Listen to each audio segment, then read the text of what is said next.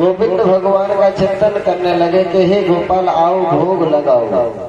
वैसे आज भी सभी भक्त लोग कहते हैं सन्यासी संत भोजन करने से पूर्व गोविंद भगवान प्रसाद ही ग्रहण करें। ठीक उसी प्रकार करेगा। चार मुनि ने कहा कि हे गोविंद भगवान भोग लगाओ, और जैसे कन्हैया ने सुना पलने को छोड़ा, घुटमन घुटमन चल करके आए और खीर को खाने लग गए। खीर को पान करने लगे, खाने लगे, और गरगा चार मुनि के जैसे नेत्र खुले, जोर से आवाज लगाई, अरे मैया यशोदा। मैया दौड़ करके यहाँ गुरुवर क्या हुआ? बोले देख तेरे लाला ने खीर को झूठा कर दिया। मैया कहते गुरुदेव क्षमा करना, नादान है, अज्ञानी है। मैं तुम्हारे लिए दोबारा खीर बनाती हूँ। उन्हें खीर बनाई गई, लाला को फिर पल्ले में सुला दिया, फिर खीर को सामने रखा। गर्गाचार्य ने फिर ध्यान किया कि आओ भगवान भोग प्रसादी ग्रहण करो। आज कन्हैया पुनः पहुंच जाते, फिर खीर खाने लगे। कहते श्रोता वैसा कई बार हुआ।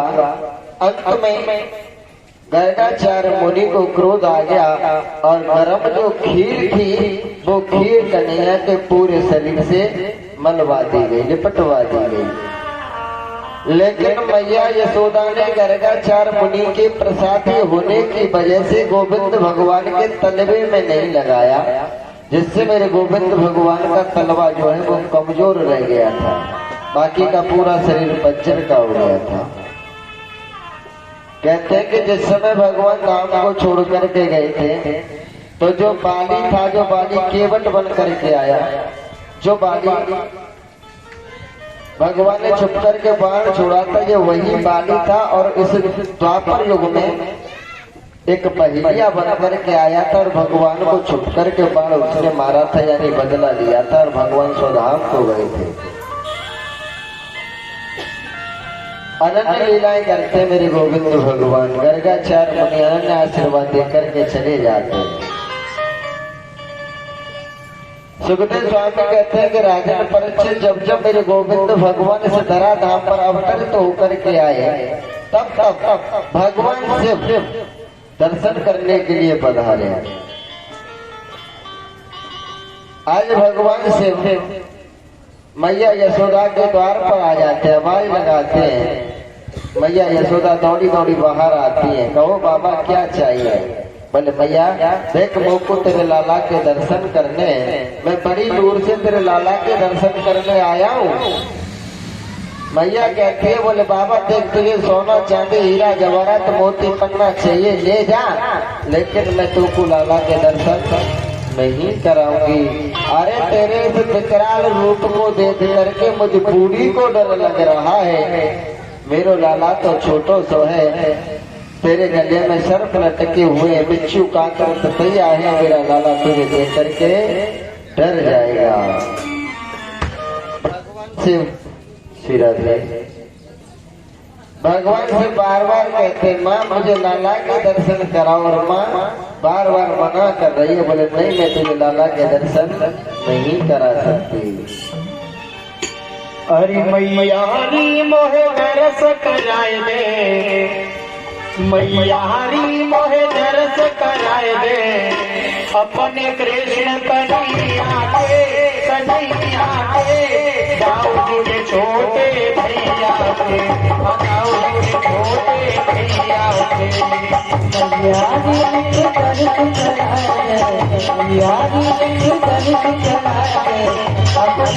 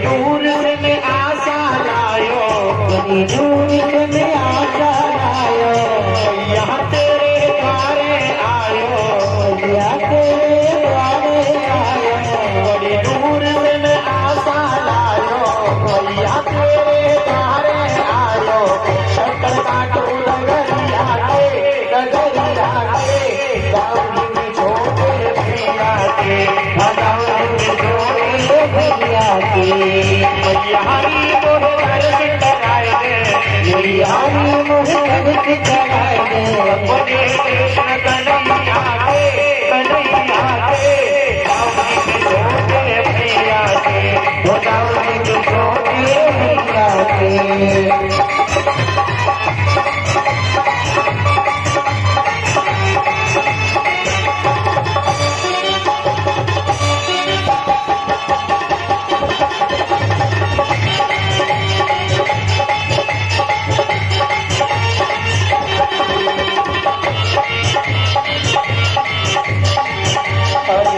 झूठा कर कनल बचाए झूठा कर कनल बचाए देखा मेरा दिया घबराए देखा मेरा दिया घबराए झूठा कर कनल बचाए मेरा दिया घबराए बचे दस करो मेरे भैया के कमरिया के छोटे भैया के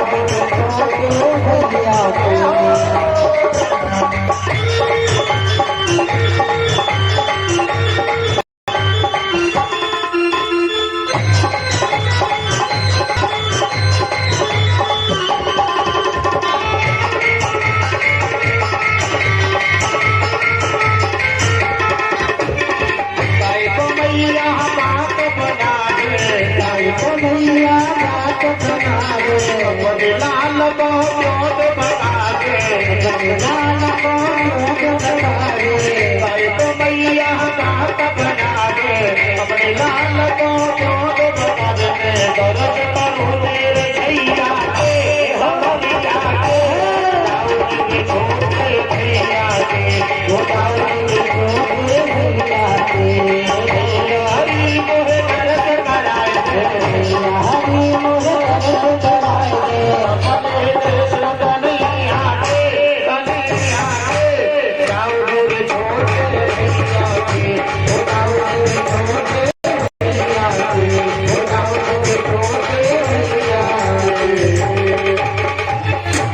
आज भगवान से बार बार आग्रह कर रहे हैं, माँ अपने लाला के दर्शन कराओ ना। मैं मना करती अरे बाबा तेरे विकराल शरीर को देख करके मुझ बूढ़ी को तो डर लगे, मेरा लाला छोटो है डर जाएगा। आज भगवान से भट्ट पकड़ जाते हैं, माँ मैं तब तक नहीं जाऊंगा तब तक दर्शन नहीं कर लूंगा, यही बैठा रहूंगा। मैया कहने लगी बैठो रहे, कब तक बैठा रहेगा, मैं लाला को बाहर ही नहीं निकालूंगी।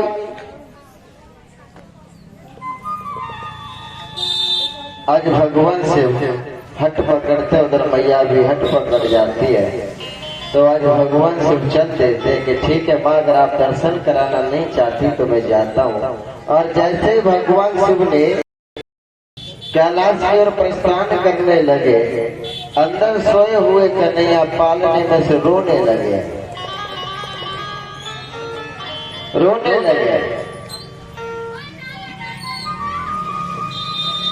आज जोर जोर से कन्हैया रोते, मैया ने रोने की आवाज सुनी, दौड़ करके पहुंची, लाला के कपोलों को चूमती हैं, सिर पर हाथ फेरती हैं, लेकिन कन्हैया शांत नहीं होते, रोते हुए जा रहे हैं। और जैसे रोने की आवाज महलों से बाहर निकली है, सभी गोपियां दौड़कर के आई, हरी मैया देख तो को बुढ़ापे में तो लाला की प्राप्ति हुई और फिर भी तू लाला को दुख दे रही है, रुला रही है, आखिर क्यों? आज मैया कहने लगी हरी बहन मुझे नहीं पता ये क्यों रो रहा है। सखी कह रही है, बोले मैया कोई आया तो नहीं था जिसकी नजर लग गई हो?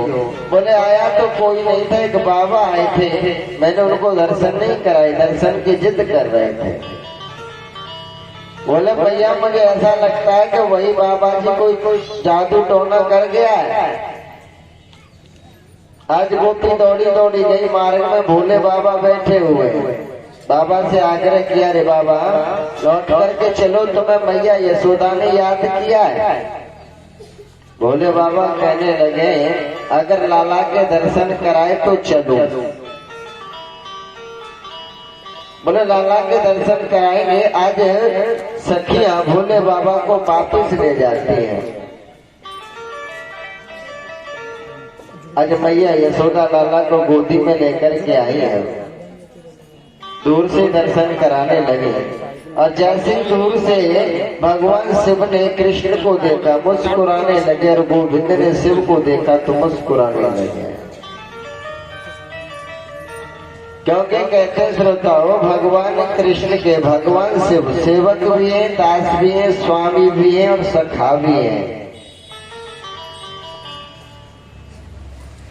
सेवक भी हैं, स्वामी भी हैं। तो कहने का भाव है एक दूसरे को देखकर, यानी शिव तो चिंतन करते हैं विष्णु का और विष्णु चिंतन करते हैं शिव का, एक दूसरे को ब्रह्म मानते हैं। आज एक दूसरे को देखा अति प्रसन्नता होने लगी है। आज भोले बाबा के मन में विचार आया कि कन्हैया को दूर से तो देख लिया, आखिर नजर भर के कैसे देखूं, लाला का स्पर्श कैसे करूं। आज भोले बाबा कहने लगे मैया देख मैं ज्योतिष का प्रकांड विद्वान हूँ, अगर मैया तुम कहे तो तुम्हारे लाला की मस्तक रेखा देख करके इसका भविष्य बता सकता हूँ। मैया बोले क्यों रे बाबा, लाला के विवाह इत्यादि के बारे में बताए दिएगो। बोले हाँ। बोले बताओ। बोले भैया दूर से रेखाएं नजर नहीं आ रही है, स्पष्ट नहीं है, लाला को पहले मेरी गोदी में दो तब मैं इसकी रेखा देख करके बताऊंगा। आज भोले बाबा ने कन्हैया को अपनी गोद में लिया, अपने हाथों में लिया है, जीवन धन्य हो गया, कृतार्थ हो गया। कहने लगे मैया तेरा ये जो लाला है ना ये द्वारका का राजा बनेगा, इसकी तो विवाह की बात करती है मैया, एक नहीं बल्कि इसके कई विवाह होंगे, कई विवाह। अनन्य प्रकार से भोले बाबा ने मैया यशोदा को लाला के बारे में बतलाया है कि माँ इसके अनेक विवाह होंगे, द्वारका का राजा बनेगा, अनन्य लीलाएं किया करेगा, मैया सबको सुख प्रदान करेगा। ये आज कहते श्रोताओं भोले बाबा कन्हैया को आशीर्वाद देते हुए वहां से चले जाते हैं और मेरे गोविंद भगवान मैया यशोदानंद बाबा व सभी गोकुल वासियों को अपार आनंद प्रदान कर रहे हैं, किरणा करते हैं, खेलते।